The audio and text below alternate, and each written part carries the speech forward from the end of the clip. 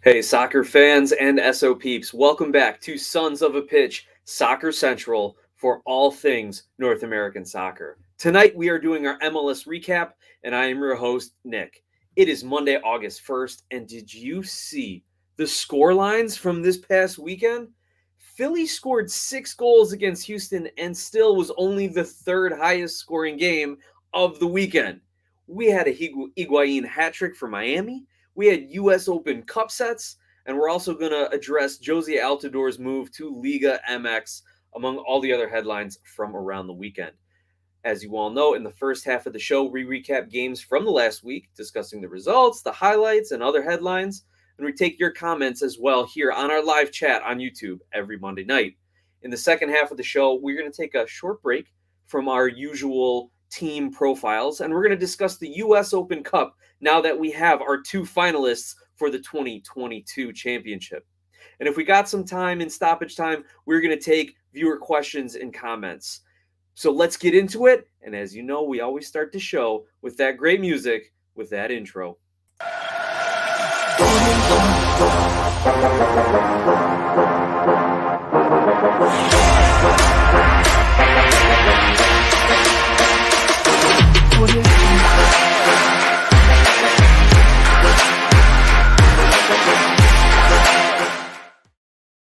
Hey, soccer fans. Once again, I am Nick for Sons of a Pitch Soccer Central. First of all, I want to let you know that Mike sends his thanks and his greetings for all of the messages that he's gotten over Twitter, over email, over text, supporting him as he's going through this time with some rough time with his family. So I wanted to make sure I got that out to everyone who has reached out either to me or to him directly. And thank you for all the support that you are showing our founder, our owner, one of our hosts and producers here, Mike G. So thank you to all the fans and friends. And I think that's just what makes this chat and this group so special here at SOP Soccer Central. Now, we are going to get right into our MLS recaps. But before we do, I need to remind you all, if you like what we do, if you want to continue to support Sons of a Pitch, make sure you send us a super chat or a super thanks via YouTube. And if you'd like to find other ways to either donate or perhaps set up a sponsorship or help us grow out a website and get some ads running or be a part of that, we're more than happy to discuss that. You can direct message us on Twitter at SOP Soccer or email us at Sons of a Pitch Soccer Central. And as I've said in all of our past episodes, every dollar that you donate to us goes right back into the show to help cover hosting fees, graphic packages, website hosting, all of that sort of thing. So we're not pocketing this money and laughing all the way to the bank. That's for sure. We're doing it to grow our channel and to grow the conversation around the sport of soccer in America. Now, with that being said, let's take a look at the results. We're going all the way back to Tuesday, July 26th. For some domestic cup action where we saw Vancouver defeat Toronto FC in the Canadian Championship to take home the cup and secure their berth in next season's CONCACAF Champions League. The game ends in a 1-1 draw and Vancouver advances on PKs. We thought for a second maybe Toronto got that PK monkey off their back, but it certainly is not the case. At least it wasn't last week. So congratulations to the Whitecaps on lifting their trophy. Also, on the U.S. side, in the U.S. Open Cup, we saw Orlando just pick apart the Red Bulls of New York, defeating them 5-1 in one semifinal match. And we saw Sacramento Republic defeat Kansas City in penalty kicks 5-4 to move on to the finals. And we're going to talk about the U.S. Open Cup and what this means having Orlando and Sacramento in the final. But congratulations to Orlando as they chase their first trophy in MLS, as well as to Sacramento, who this might be their second opportunity for a trophy. I think they did have a USL championship a few years back. Either way, it's going to be exciting and a historic result. I want to give a quick shout out to all of you who've jumped in the chat already. Neely W., thank you for joining us. ATZ Kids or Ats Kids, great to have you with us in the chat. And he even says, dude, I hate that my Charlotte couldn't play Saturday. I had to wait 4 hours, and then we just left, and it sucked. Yep, terrible for Charlotte and Columbus getting rained out, but you got to go with what the league says for safety protocols. I can't argue with safety, but yeah, huge disappointment. That was a big game with some playoff implications. We'll touch on it a little bit during the show. want to say hello to the Hani Mukhtar Stan who says Gary out. I wonder if that's the sentiment in around Nashville generally. And we've got Bernardo Labrado here. Hey, bro, how are you today? I'm doing just fine, man. I'm talking MLS with some of the best people in MLS fandom, and it's great to see you here. So thank you guys all for jumping in, and we are going to run down that MLS scoreboard right now. First up, what an opening match to the weekend. LAFC hosting Seattle. Is this the game Seattle gets back on track and reasserts themselves as a potential Western Conference finalist? No, it wasn't. Yeah, LAFC has a great come from behind win. They're still the favorites to win the double. This was a great kind of, as the MLS headline writers put it, a great come from behind flex by LAFC. Vela and Opoku get the goals, and Seattle, unfortunately, their one goal came off of an own goal, and their offensive woes continue. I don't think they've scored a goal in open play. If you want to count this own goal, sure, fine. But if you don't want to count the own goal, like I don't think they've had a goal in 4 matches, maybe. It's been pretty bad. They didn't even register a shot on goal in this match. So I think they're lucky that the scoreline looks respectable because of the own goal. But otherwise, this could have been much, much worse for Seattle. They're going to have to really claw their way to get back in to this playoff conversation. This could be the first season that Seattle does not make the playoffs in their MLS history. I hope it's not, especially coming off of the CCL win. I would love to see them in the playoffs, especially because odds are they're going to be a lower seed in the playoffs, right? In the bottom half of it. So then we're going to see a first round matchup of Seattle against LAFC or Austin, right? That would be an amazing first round game. You could definitely build up some great rivalries as well as see an excellent match, because once the playoffs start, brand new season, folks, brand new season, and that's how Seattle's going to approach it. Now, that was the sole game on Friday. Let's take a look at the games on Saturday. We had Minnesota drawing Portland 4-4. What a way to start Saturday's games, an 8-goal thriller. Now, if you watched my picks and predictions video usually I put out Wednesday nights. Again, make sure you like, subscribe, turn on notifications so you get the updates of all my picks every week. I predicted a draw, but I did not predict it like this. I suppose it's a good result for both teams.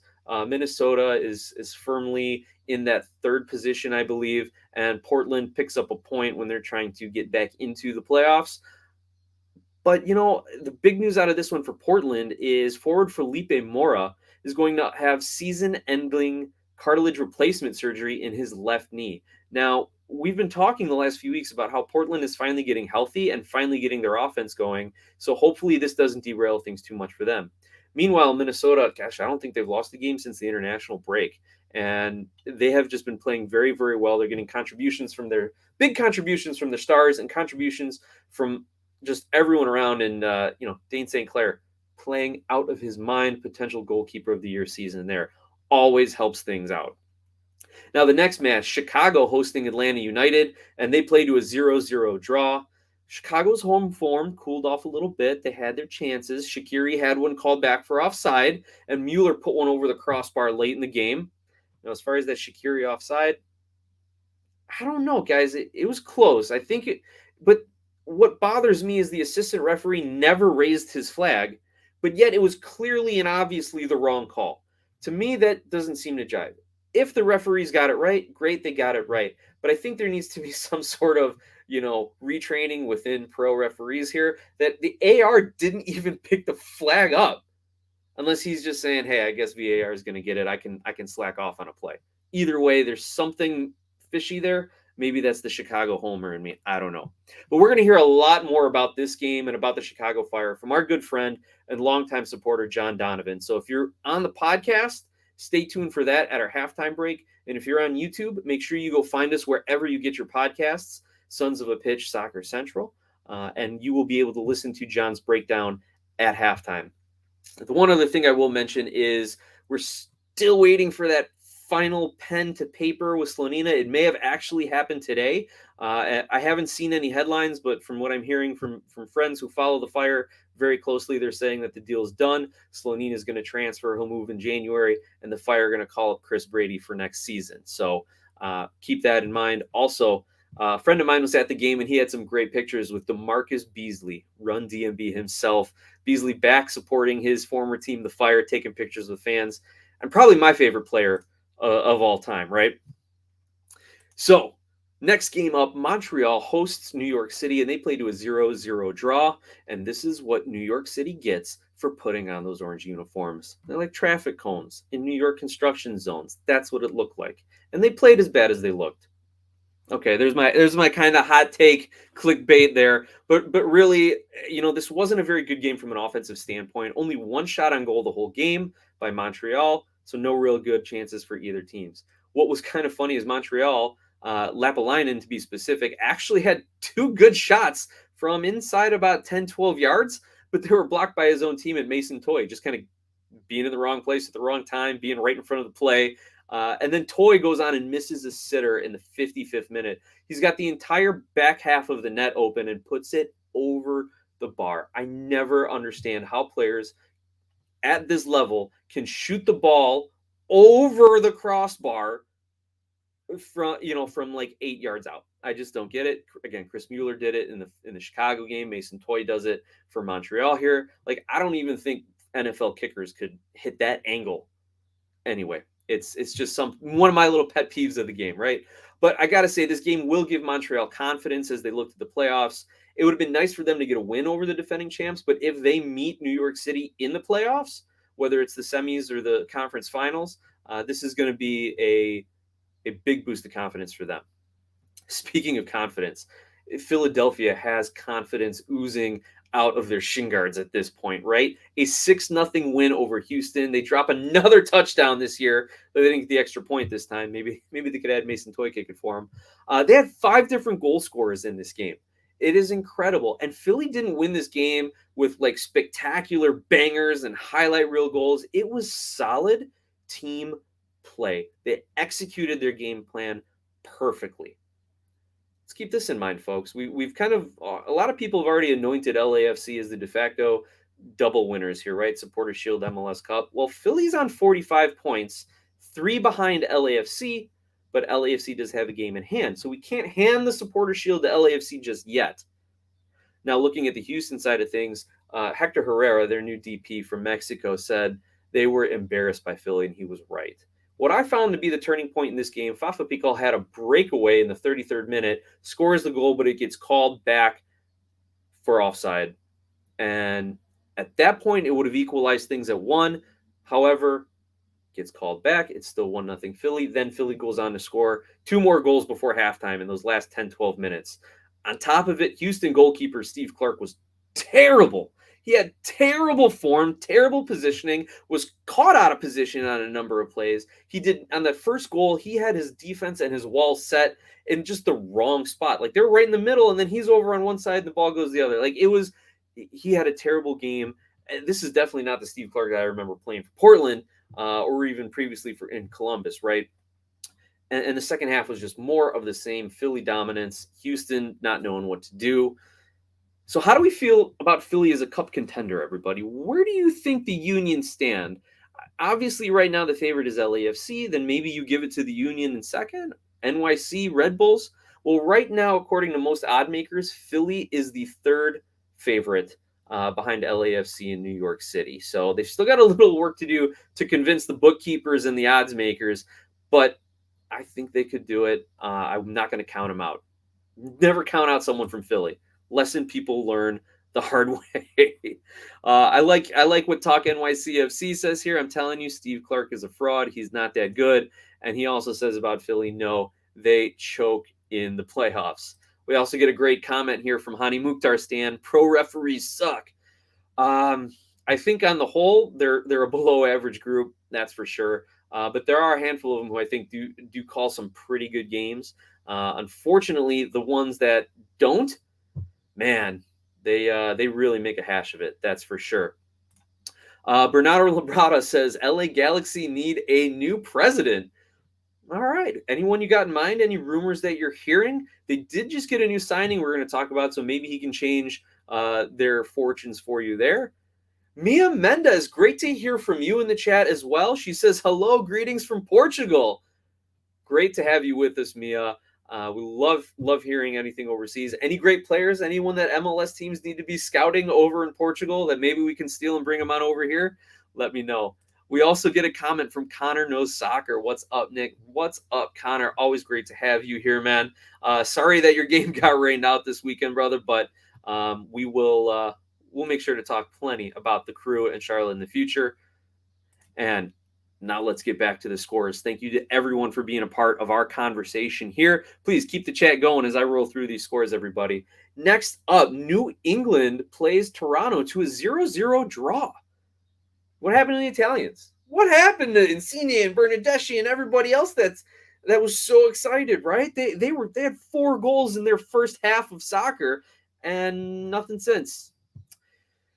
We kept saying Toronto is a new team after they had that 4-0 victory a few weeks back, and it seems like we already have to kind of give up on that headline. Toronto, terrible offensive performance against Vancouver in the Canadian Championship, and that's why they brought these guys in, right? They brought in Insigne and Bernardeschi and other signings because they're supposed to be big game threats. Are they 100% fit yet? Well, if they're playing on the pitch, they better be. The fact that they kind of disappeared against Vancouver and the fact that nobody showed up for New England is troubling. And, Mike said if TFC can get into the playoffs, they can definitely make some noise. But that's a big if at this point after seeing their last 2 results. Now let's flip it over to New England. Now they loaned out Josie Altidore to Puebla of Liga MX down in the Mexican League to make room to sign new DP Giacomo Vrioni. Sorry, my accent needs a little work. It's the Greek in me. It's hard getting the Italian, right? They signed Vrioni from Juventus, effectively replacing Adam Buxa here. Now, Vrioni is a 23-year-old striker, so he's coming into his prime as one of those high-energy young striker types. He's only had a few appearances with the Juve senior team, but has played very well when he's been on loan to Tirol in Austria. So, good signing. They definitely need offense, especially with Josie's not working out the way they planned. Now, as for Josie, like I said, he gets loaned down to Puebla in Liga MX. Now, this is an excellent move for both of these teams, for the Revs and for Puebla. The Revs needed to clear up the cap space and open up a roster spot, which they did. And Puebla is sitting 5th in the table right now. They could use some offense to make sure they can keep pace with the top 4 teams and get into the league playoffs there. So good move for both teams. Hopefully it works out well for Puebla if Josie can come back into form. You heard the guys over at MLS Soccer talking about how if Josie can go on a tear, maybe he gets back in the World Cup conversation. And I'm not even going to address that because to me that's, like I said, clickbait earlier, right? Like that is just the definition of manufactured headlines for listens. Josie's out. He's not coming back. Berhalter don't want him. The fans don't want him. And to be perfectly honest, I don't think his ankles, knees, hips, and legs want him playing in the World Cup either, given his injury history. Now, Mike also messaged me and said, if you're going to talk Josie, you need to say that Josie will be hurt and a flop in Mexico. So there is our good friend Mike's comments on that one. Now, for me, the real problem with Josie going to New England isn't any of this stuff. It was the fact that he went to New England in the first place. I think Bruce Arena thought he could get something out of him, maybe living in the past a little bit. And it just didn't work out. Meanwhile, Josie, I think, thought I can come in, I can play, I don't have to practice as much, I can stay as healthy as I need to, I can roll into the starting lineup, I know Bruce, they need the help. Yeah, that's not how it works anymore in this day and age. I almost feel like Josie had a little bit of that retirement league mentality, even for the quote-unquote domestic player, right? So let's see if Josie can bang a few in Puebla, and let's go see if maybe Vrioni can help New England make a push up the table. Let's see. Talk NYCFC says that's blasphemy. I'm assuming that is the Josie to the World Cup talk. But yeah, definitely not needed. That's for sure. Now, moving on, we had Sporting Kansas City hosting Austin FC, the high-powered, high-flying green and black, the Verde of Austin. And Austin continues their scoring, continues their winning. 2-0 over Kansas City. Put simply, Sporting's bad and Austin's good. I don't think we need to analyze the match any more than that. But I will say Sporting Kansas City has a negative 23 goal differential this season. And we have, about another 12 weeks or so to play. The record, I think, for goal differential, the negative goal differential, is FC Cincinnati's 2019 season, where they had negative 44 goal differential. They also had a negative 37 season, and a few teams have been between negative 29 and negative 31 over the years. So we'll see if Kansas City loses by an average of 1 goal a game. They might break into like top 3 worst defenses of all time, which is sad considering who is still playing for them. Tim Mealy and Graham Zusi, the first two that come to mind, MLS legends in their own rights. To be part of such an atrocious defense really hurts. Next match, we saw Dallas hosting the LA Galaxy. Now, I expected FC Dallas to win, and they did, 1-0. But honestly, I expected more goals. LA was kind of getting into an offensive rhythm. Jesus Ferreira looked like he was about to have another bounce back couple games for Dallas. But in the end, Dallas gets what matters, the 3 points. Frank O'Hara gets the goal in the 9th minute, and that's all they needed. Oddly, the Galaxy had 62% possession, but only 3 shots on goal and just 1.4 expected goals. They're just lacking that offense, which stands out even more in a game where their defense played pretty well. They only gave up 1 goal to Dallas, one of the better teams in the Western Conference, but yet couldn't find an equalizer. The other thing of note, LA actually completed 80% of their passes in the final third, which is one of the highest numbers of that stat I've seen all season across all teams, and still couldn't find the target. Usually teams are completing passes in the high 70s and 80 percentile. They're dominating the game and they have most of the possession.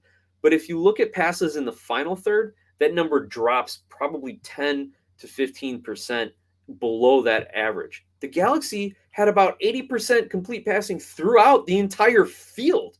So it's not like, so that to me says they were not playing those crosses into the box, putting dangerous balls that, their forwards should get onto, but maybe a defender gets in there and blocks, or the goalie comes out and snags a high cross or anything like that. They were just happy to knock the ball around and not get into any dangerous areas. Need some creativity.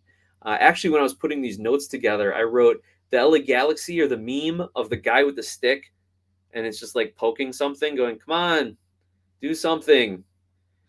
That's the LA Galaxy to me. Like, come on, Galaxy, do something.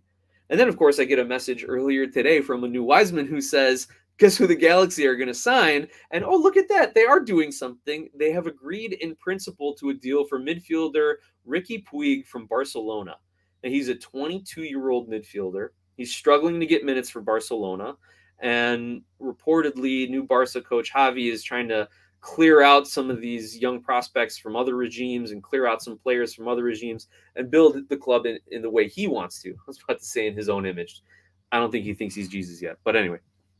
But reportedly there is a transfer. It is a transfer, but there is a buyback option or a sell-on clause. Now, I'm assuming it's going to be a sell-on clause and probably a big one, because if they're clearing out space, if they're getting rid of guys, I don't know why he would want to bring them back in. I don't think LA plays the same style of soccer as Barcelona would want. So if Puig's going to develop with the Galaxy, it's probably not going to be in the way that Javi wants it. So that is the latest signing there. We'll see when he gets over, how his medical goes, and when he can get in the starting lineup for the Galaxy, because they definitely need some more creativity in the final third, as we mentioned. Now we got a couple games, and we're going to run through the comments real quick. Next up, San Jose draws Real Salt Lake 2-2. I never know what to make when either of these teams do play, especially when they play each other. So I predicted a draw, and hey, thankfully I hit on that one of my picks. But San Jose actually looks like a respectable team. Talk NYCFC, you want to say blasphemy? Maybe that's blasphemy too this year. San Jose looks like a respectable team. The defense is experienced. They've got a solid goal scorer in Ebu Bise, who scores again. They dumped Calvo on a team out in Turkey, and they're trying to bring some more talent in.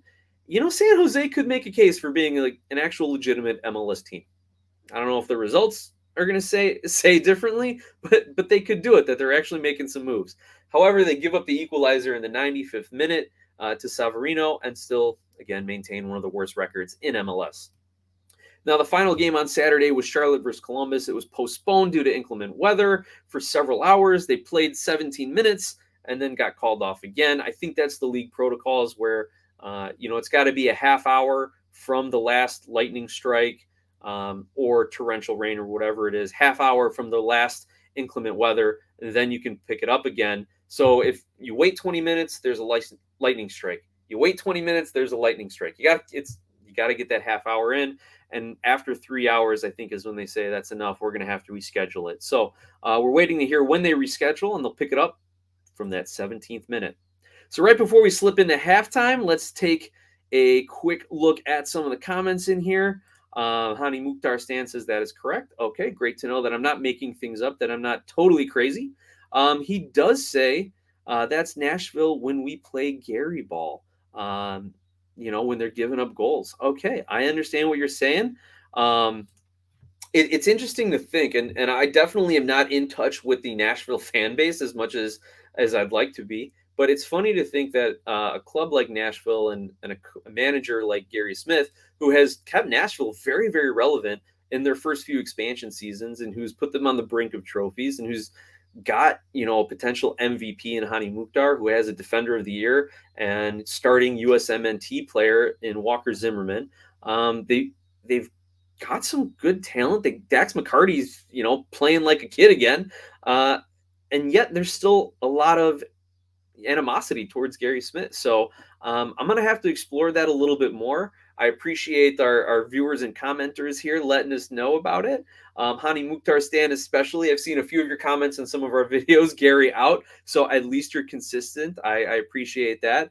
And here we go. He even says, Gary Smith, said we would be lucky to make the playoffs. Yeah, I understand there's motivational techniques out there, but telling your team they'd be lucky to make the playoffs, especially after everything I've just said about them, definitely is not the way to motivate it. At least not what I would do. But hey, that's why I'm talking on a show and not coaching on the sidelines. Very interesting. But what I did find interesting was they signed Teal Bunbury. So I don't know if they have a thing for aging strikers down there with Sapong and Bunbury now. Maybe they think that's all they need to get by, but we will see how Nashville does. Hey, RBI, Red Bull Insider jumping in the chat. What up, Nick? What up, RBI? Great to have you with us.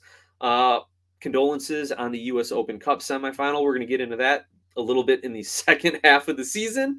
And we get a great comment here, too, from Mia Mendez, who says, usually European players dream a lot about the Champions League. Some go to MLS to make money. So, absolutely. You're right. If you definitely have those dreams of being some of the best in the world, you want to play in Europe, you want to play in the Champions League, no doubt about it. But I think what's great is using Ricky Puig as the example here, LA Galaxy's newest reported signing, that he's not cutting it at Barcelona, but he's still young, right? He's not getting those first team minutes. He's only 22. Come over to MLS for a few years. What's great is that I think MLS is starting to become on par with a lot of those middle tier European leagues, like a Belgium or like maybe Denmark, probably better than Turkey, I would say at this point. And they can go into those leagues and they can shine in those leagues and elevate their game up rather than be part of, say, a Chelsea loan army or a Barcelona B player. They can come and be a starter in MLS. Now, Mia, let me know what you think. Where do you think the Portuguese league is on par with MLS at this point? You think that would be another league that we could do business with? I think we've seen Reggie Cannon go over there from Dallas, and gosh, I forget the other player to go over to Boa Vista. But that didn't work out. But I think that was more of a club situation than a league situation. Anyway, let me know what you think. RBI Red Bull Insider. Thank goodness I did not watch that U.S. Open Cup game. I was at my grandson's birthday party. Well, I'm glad you got to celebrate something that day. Well, anyway, folks, we are going to take our halftime break now. If you're on the podcast side, stay tuned for our Chicago Fire recap from our good friend John Donovan. And if you're on the YouTube side, use this minute to go subscribe to the podcast so you can get the full Sons of a Pitch soccer experience. Get that Chicago insight as well. Also, if you don't want to do that, go get yourself a drink of water. I might recommend some Skira Icelandic spring water. And with that, we're going to be back in just a minute, folks. We'll see you on the other side of the halftime break.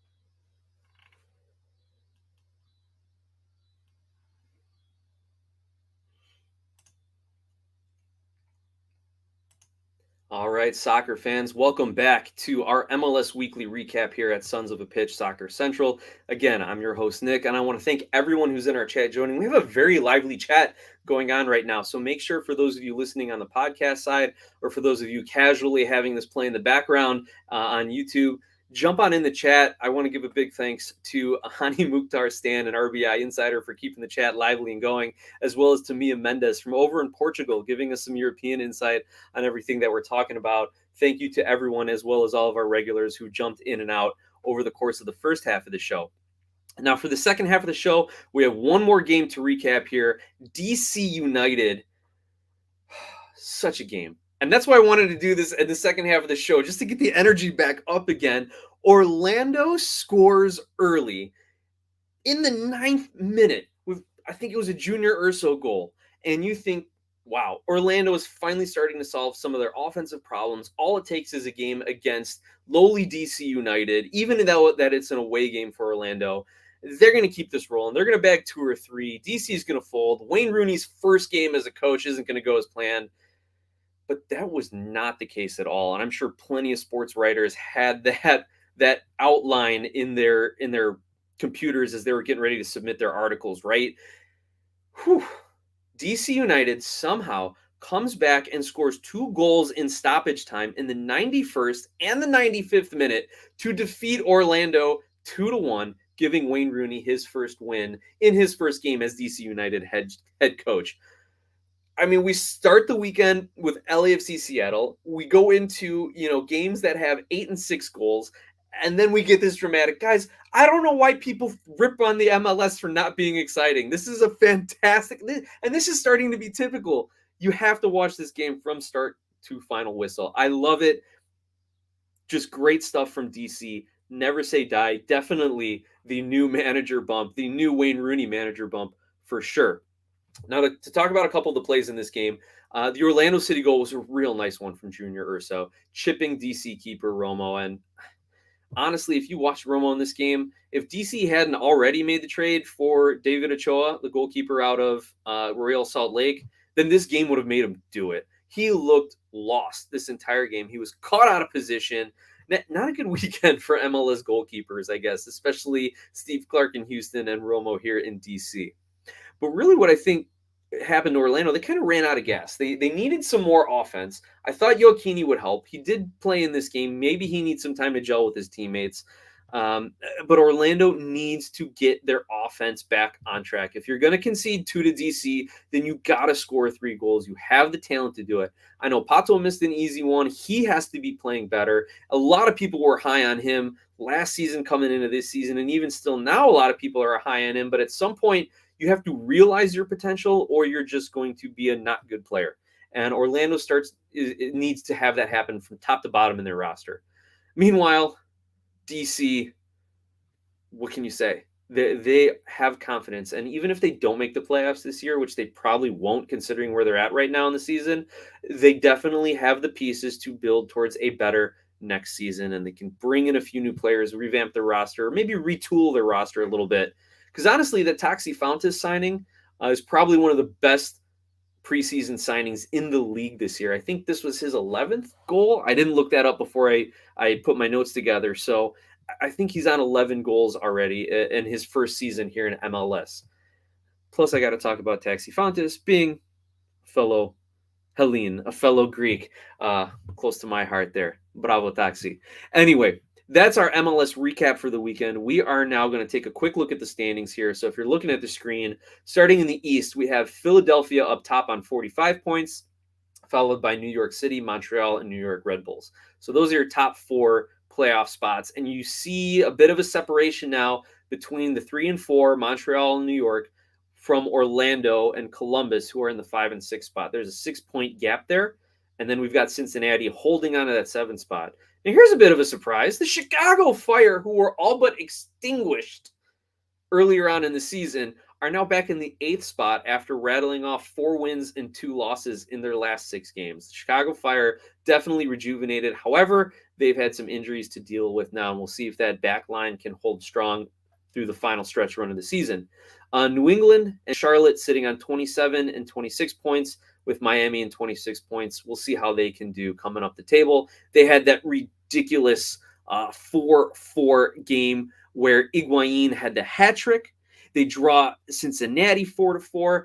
They had the Stars rising to the occasion. Brenner and Vasquez get a brace each for Cincinnati.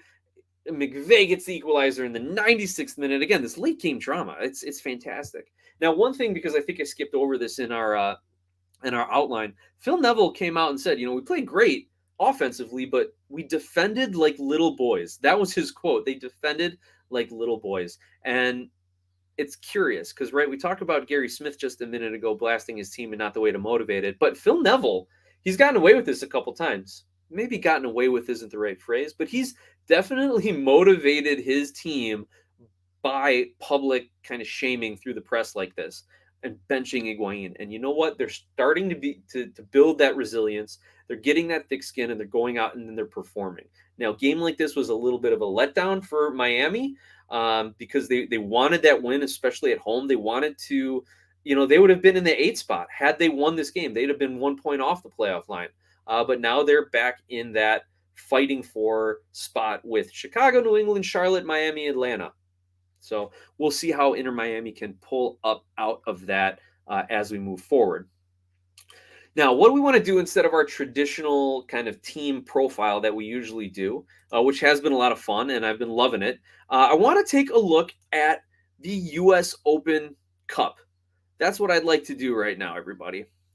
So we have the semifinals completed. Orlando over Red Bull and Sacramento Republic over Sporting Kansas City. And we've got the final matchup on September 7th coming through. So we got some time. Both of these teams are going to be more than ready for this game. But I wanted to take a moment to kind of talk through a little bit about what is the U.S. Open Cup. Now, the U.S. Open Cup, it has a long history here in the United States. It is actually the oldest and longest running soccer tournament in the United States, period. And it's actually the 3rd longest continuously running open tournament in the world. And you think to some of these leagues over in England, Germany, France, who have hundreds and hundreds of years of history, well, maybe not hundreds and hundreds, but, over 100 years of history here, right? The United States has had a U.S. Open Cup, has had an open soccer tournament for now over 100 years. It was first played in 1913 and 1914, and it was originally called the National Challenge Cup. In 1999, it was renamed the Lamar Hunt U.S. Open Cup for Lamar Hunt, one of the biggest names, not just in American soccer, but in the American sports landscape. If you don't know who is Lamar Hunt, go look him up. He was instrumental in founding and helping the MLS sustain itself. When there was talk about the league folding in around 2001, I want to say, it was Lamar Hunt that came out and said, no, we're going to make this work, and here's how we're going to do it. And he helped draft the plan where we saw the contraction of a couple teams and some reorganization within the league. He also was huge in American football, founding several teams in the AFL and helping the merger to create, or the AFC helping with the merger to create the NFL, all of that. So he's a giant in American sports. Like I said, the first championship was played in 1914, and the first winner was the Brooklyn Field Club. And we're going to hear some great names if you go look at the history of it. Names like Sparta, names like LA Maccabi. Like, there's some great teams that have won the U.S. Open Cup. Now let's talk about the participation, right? This iteration, the 2022 iteration, was the largest by number of teams. They had over 100 teams competing in the Open Cup. Compare this to a decade ago in 2011, only 40 teams competed. So there has been a huge growth, not only in soccer in the United States, but for the Open Cup, which is run by the U.S. Soccer Federation, to recognize that and bring in more teams and incentivize more teams to join. Matter of fact, they're already starting registration for the 2023 one, and the initial rounds are going to be played, I think, November, December. So if the World Cup wasn't enough for you, we got domestic soccer going on. Now, teams from all over the country can play. One of the restrictions, though, is you can't have a team that is majority owned by another professional team participate. So you don't see a lot of USL championship teams or USL League 1 and 2 teams who may be owned by other teams. So think Red Bulls 2, think Chicago Fire 2, Tacoma Defiance. Tacoma Defiance, is that it? Maybe. Seattle Kraken. No, that's the hockey team. Goodness gracious. I'm mixing up all my lower division teams here, but you get the gist, right? Like you can't have a team owned by the Chicago Fire in the Cup and the Chicago Fire also in the Cup. Now, as far as amateur league start qualifications, as far as amateur leagues, they start qualifications for the tournament, right? So you have the PDL, the Professional Development League. You got USL2, NPSL, USASA, and the US Soccer Club. Those are your amateur leagues that are the first rounds. Now, the next teams that join are MLS Next Pro. Essentially, it's just the Rochester Rhinos, rebranded now. I think it's Rochester NYFC. So, because everyone else in MLS Next Pro is owned by an MLS franchise. Then the pro leagues, they're the final ones to get in. The MLS, USL Championship, and USL 1, as well as NISA.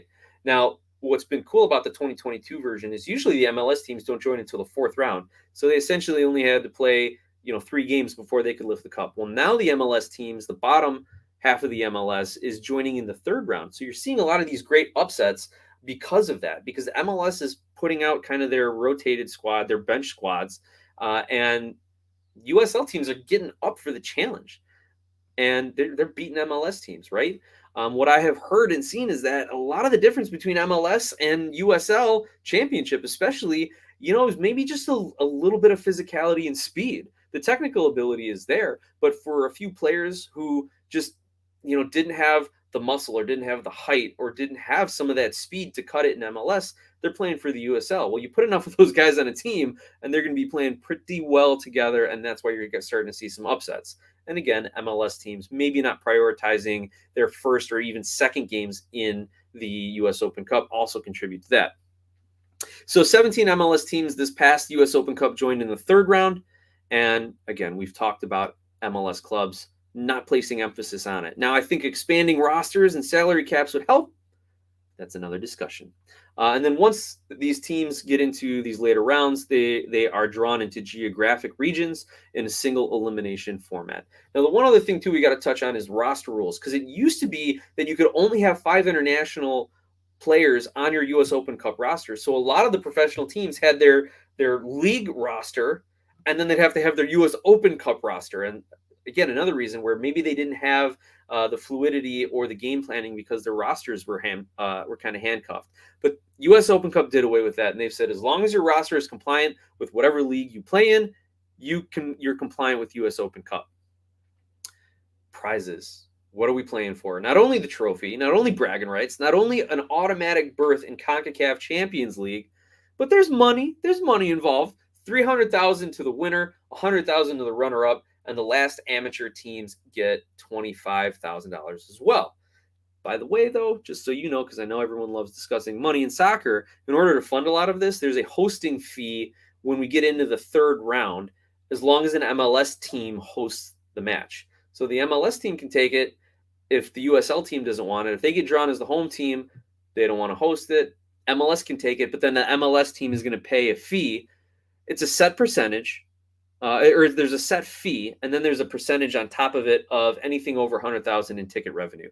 So, and those fees and percentages go up after the third round. Now, here's a little history here. Since the MLS has joined the American soccer landscape, they have won every U.S. Open Cup except for the Rochester Rhinos in 1999. And the only non-MLS club to make it into the finals were the Charleston Battery in 2006 and this year's Sacramento Republic. So that's why this is such a historic game, because you got a USL team who can win it for the first time in the second time in 27 years or so here, right? Of the MLS dominance. Now, speaking of MLS dominance, the Fire have actually won it 4 times, as well as the Seattle Sounders. That is the most among MLS teams. And here's a little bit of trivia. Atlanta United are still the defending champions after winning it in 2019 because COVID canceled it over 2 years. So the U.S. Open Cup just said, you're still the defending champ. So there you go. So that is your primer. That is your history on the U.S. Open Cup. Take it to the water cooler. Take it to all of your soccer circles so you can sound smarter than everybody else when you're talking about the U.S. Open Cup. And enjoy the match when we get down into into September. Now, we're going to take a look at a few of the comments here. We're going to get into our stoppage time, and then we can wind things up a little bit. We got J King UA saying, let's go Philly. There you go, man. If you're a betting man, you can get some value on getting those Philly odds to win the cup right now. They're third favorites. So jump on in, J King. Mia Mendez follows up.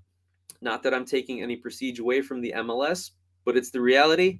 Eustachio plays in my city and in my club, FC Porto. Fantastic. I know Eustachio, had a little piece of Mike's heart as well. I think he had a little bit of a stopover in TFC, if I remember. But anyway, great to have you with us again, Mia. Hani Mukhtar Stan says, Loba was sad. Aw, yeah. Ake Loba. Let's take a look at a few of the other comments. Let's see. Talk NYCFC says he's happy Red Bulls got destroyed in that Open Cup semifinal. Red Bull isn't that good. They've been punching above their weight. They're not a good team.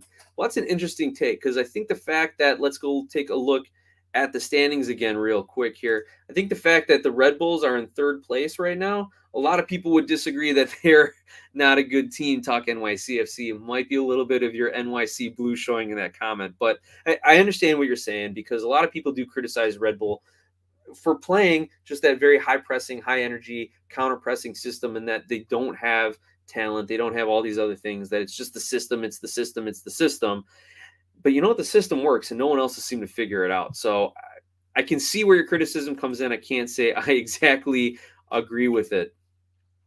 Talk NYCFC also jumps in and says Sacramento is going to win LMFAO. That would be a sight to see. And you know what? As much of an MLS supporter as I am, and I'd love to see Orlando hoist a trophy and have an MLS team continue to win this tournament, man, there's a little piece of me that would just love the chaos of Sac Republic taking home the trophy in that one.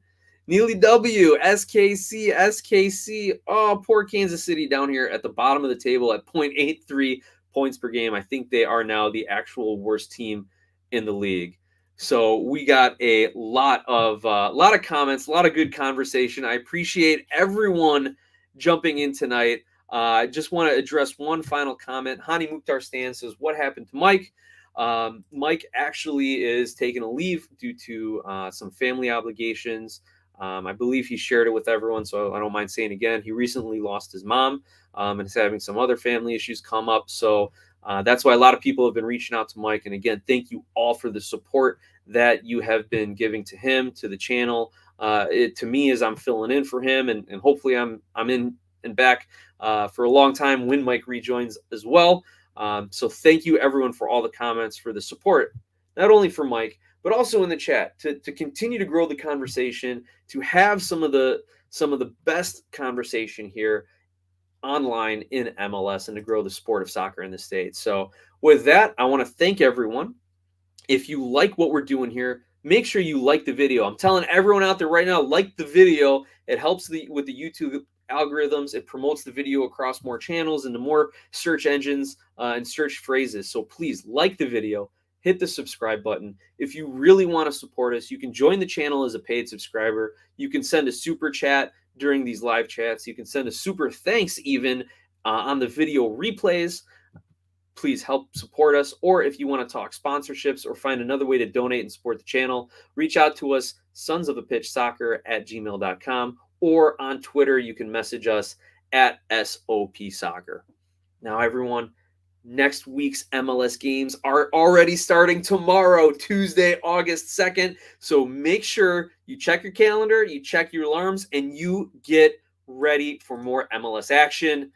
Guys, thanks again. It has been such a pleasure to have everyone talking MLS with me week in and week out. Enjoy your night.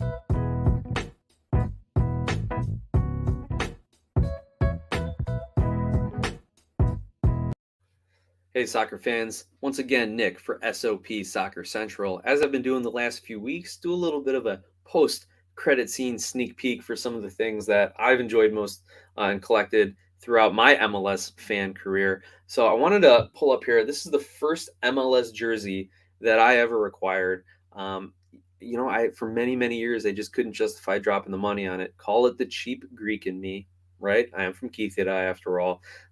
um, Insert your cheap Greek jokes here. But anyway, I wanted to point out that this is my very first MLS jersey, the Columbus Crew. When the league started, they were the closest team to the Chicago area, so I kind of latched on to support them a little bit. And then a beautiful gift for my wife and kids for a birthday a few years back. So first team I ever kind of followed seriously here in the United States, and wanted to share that with you. I'm glad I got it with the second crest, and hopefully Columbus Crew can push their way into the playoffs this year for all their fans. So anyway, just wanted to share that with everybody. I'm going to try to do this at the end of every show, give you a little post credit sneak peek into my personal MLS life here. So thanks again, everyone.